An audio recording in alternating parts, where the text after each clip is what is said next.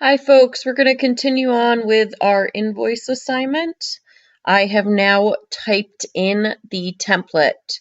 So you're going to want to pause and type in everything as I have it here with no formatting before we continue on.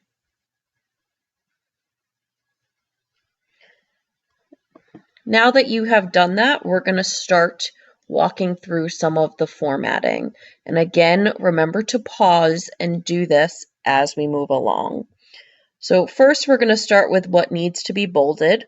I'm going to bold both the invoice number and date. I'm going to make column D a little bit larger so everything fits in here.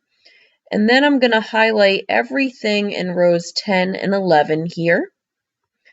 Okay, there is a quick borders option up here. I'm going to do a thick box border around these. I'm going to center them. And I'm going to bold all of the words inside here. I'm also going to bold all of these down below. I need to add a double line border here. A double line border in Excel exemplifies that you are going to be doing a total underneath, just like you would do in a math class. So I need to add in another one below shipping, so I can just click on the quick borders there. Just so that you are aware, the item number is just a generic number that to the company shows what item it is without them having to read necessarily the description here. We're going to also center these quantities so that it cleans it up a little bit. We're going to make these into dollars by going up here. You can click on English and dollars. So that puts a dollar sign over here, which sometimes doesn't look so pretty. So we're going to go back up here and change this into currency, which moves a dollar sign right next to the dollars here. And actually, I'm going to cut all of this here and paste it in here because it's not in the right spot. I need to line this up with the total price to do the formulas a little bit easier. So before we start doing formulas, next to invoice number, we want to make this an absolute number. So you do that by typing an apostrophe in, and then we're going to make this 404, which you will notice puts this little green arrow. That means that this number cannot be used in any calculation and is also an original number. So every invoice is labeled a different number. It could be number or letters. For the date, we're going to use today's date, which on Monday will be March 16th. So we can type in March 16th. And everybody may get a different format here. So to fix this, we go back up to number up here, and we want,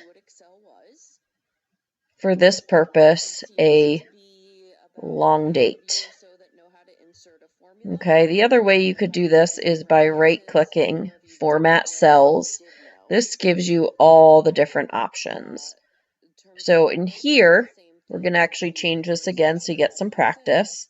I'm going to get rid of the Monday and click OK. Then I want to left align this so that everything lines up a little bit nicer there. Now we're going to use the auto sum feature. So to use formulas, it is very important that you click on the cell where you want the formula to appear. And then you use the formula bar up top here. To do an auto sum, you just click on auto sum. It tells you what they think it should be. So it highlighted exactly what I wanted. The sum of C13. Okay, so we're going to be creating an invoice. So it's only giving me 35. Where you would place an order for different items. They typically which is not what I want. So I'm going to delete that out. I'm going to go up here to the formula bar. I'm going to start with an equal sign because every formula needs to start with that. I'm going to click on the quantity here, and the star key is the multiplication in Excel. And then I'm going to click on the unit price. It is very important that you use cell references, and you'll see in a little bit why. So I'm going to click enter. Now I have my correct information. It's automatically added back in the currency. So I'm going to look for this little box here. I'm going to click with my mouse and drag this down. That copies the formula down, so I don't have to keep typing in the formula. I'm now going to go down to subtotal, and I'm going to try auto sum again. So it's telling me it thinks it should be all the cells above it, which is correct. So I'm going to just hit enter. Okay. So that was 189.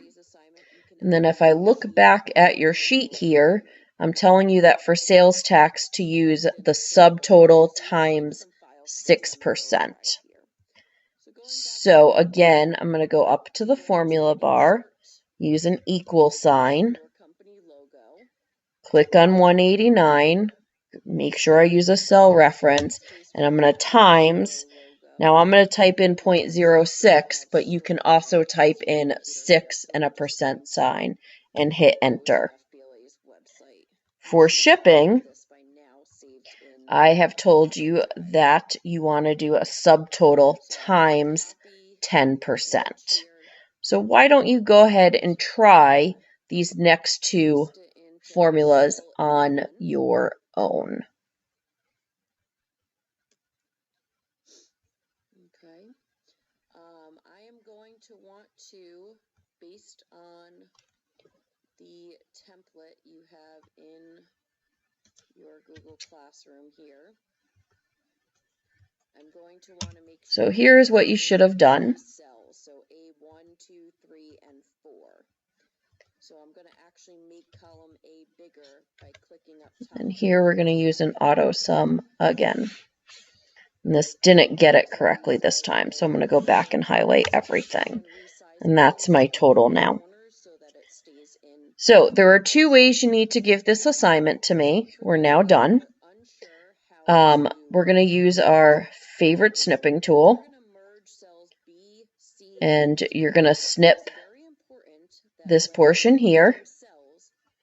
And you're going to copy and paste this into your Google Doc.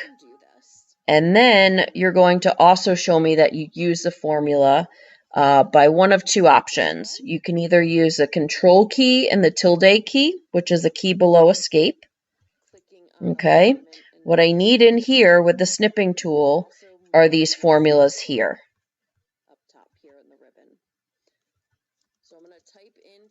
So you can just snip out these. Okay. And you should go into print preview mode. So hopefully you remembered to always add in your footer. And make this a size 12. So you should add in your typical footer before you do your screenshots. And then you will be all set with this assignment, and you can click on Turn In.